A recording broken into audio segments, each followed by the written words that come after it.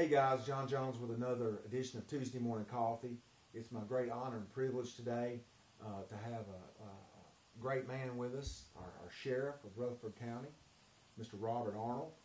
And Robert has now, let's see, you got into office in 2010, Yes. correct? Yes, sir. So just finished his second year on the job, going into his third year.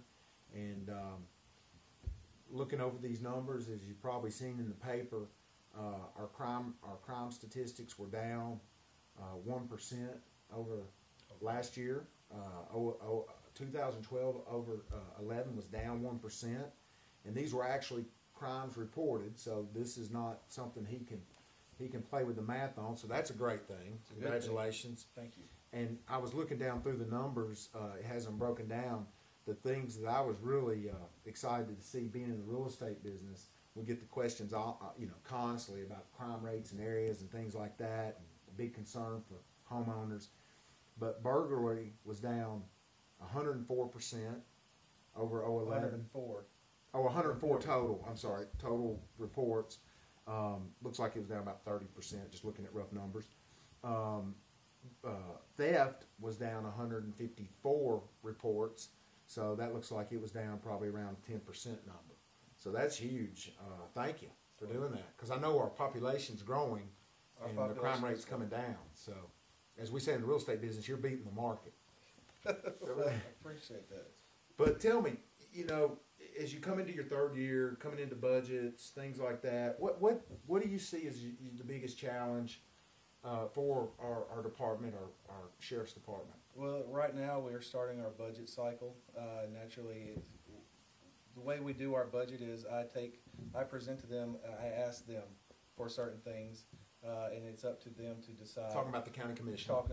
Going to the county commission, I go through 3 different committees, and I present them my needs and wants. And then they come back and they have the pen and they cross through what they don't want to pay for, or what they don't see as something that they need to do right now. So we go to them and we ask them for certain things. That's the biggest thing we got going right now. In the past year, the biggest thing that we've had going on is facility needs. The buildings weren't maintained properly, and we've had to spend a lot of money this past year in different areas of our facility getting it back up to par. And sometimes it's hard to predict. Oh yeah, it's definitely. I mean, we didn't expect a lot of things. When a central heat and air unit's going to go out on a major building and things like that. Yeah, we just actually had that in our 2 weeks ago, and the commission approved it. That wasn't in our budget, but our air conditioner went out, so we had to spend quite a bit of money to get a new air conditioner for the jail. Sure.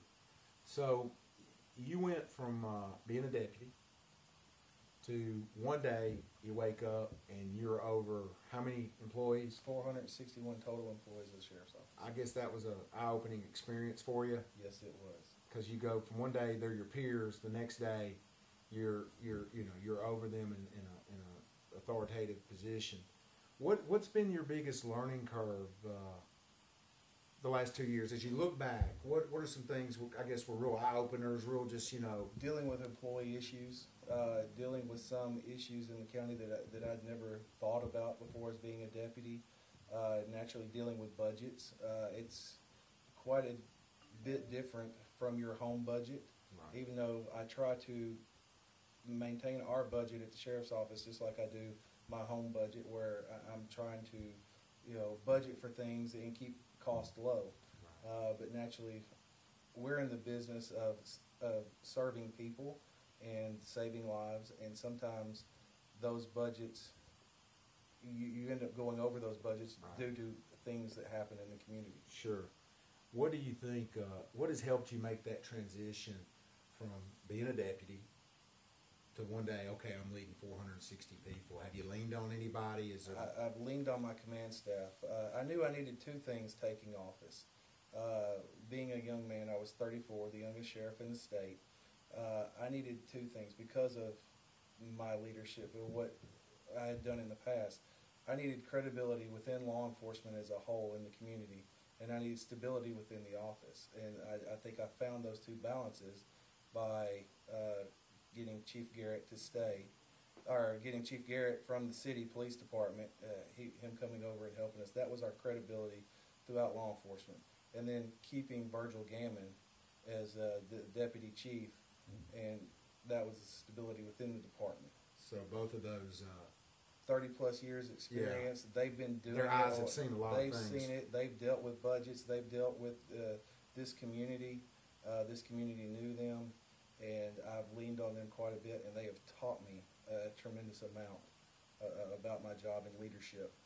Well, that's, you know, that's a very, to me, that's a very admirable trait that you humbled yourself as a young man to say, you know what, I haven't seen everything. Yeah. I don't know everything. I don't know it all. But kind of like Bear Bryant used to say, you know, I'm not the smartest guy in the room, but I know if I'm not, I'm going to hire smart people. I'm going to surround myself with good people. Yeah, and to me, that's a lesson a lot of us don't learn till we get a little older. I know when I look at the way I thought and did things in my 30s, sometimes I thought I had all the answers. And then you learn in your 40s that I didn't, you know, that you don't. So that's awesome. Well, Sheriff, we appreciate everything you do. Tell us about this. I'll tell you, the big craze right now is this new app. Oh, yes. Tell us about the app. The app, we were the first in the country to have it on the iPhone. Mm-hmm. Actually, ironically, I've learned talking to people in the community, they're more addicted to our app than they are Facebook. Yeah, it's getting kind of crazy. And the people... Is there a way, if I get arrested, to stay off the app? No. There's not a... So you hear that, viewers? If you want to stay off the app, don't break any laws. Don't get caught. But, you know, it's all public record. Sure. And so that's how they have access to it. Right. But it's a great tool. Yeah. And it's free. It's free. You don't have to pay $1 for it at the convenience counter. You know, those little magazines. You can, Yeah. You don't have, I wonder if it's hurt that business, you know. You know, I don't see those magazines around anymore. But anyway, I bet you could get some, I don't know, I haven't paid enough attention. Can you advertise on it? Yes, there is a place down at the bottom of it, and that's what the company does. They go out to pay, because it doesn't cost us anything. It doesn't cost the county anything. That's how they support the app. Is by so they're probably hitting every crime attorney. The bail bondsmen, attorneys, you know, anybody that wants to advertise on it. But it's become a very popular site. Yeah, well, that's awesome. Thank you, Sheriff. I appreciate it. Appreciate you serving our community. These crime statistics going down is kind of unbelievable. I don't care how good a job you do, when population goes up, it's tough to keep that number down. So I tell everybody, we try to do our best job we can. You got some good people. Well, I tell you what, Sheriff, I appreciate you coming on today. I appreciate everything you do, and thanks a lot for serving our community the way you do. Well, thank you, I appreciate it. Appreciate it.